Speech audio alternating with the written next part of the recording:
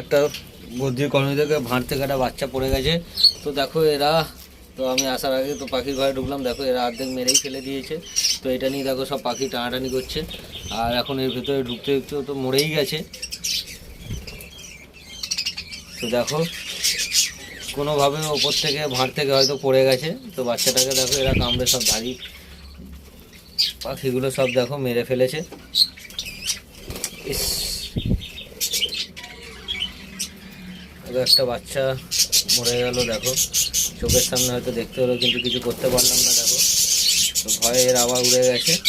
আর দেখো এখানে দেখো এই যে পড়ে রয়েছে, তো মরেই গেছে।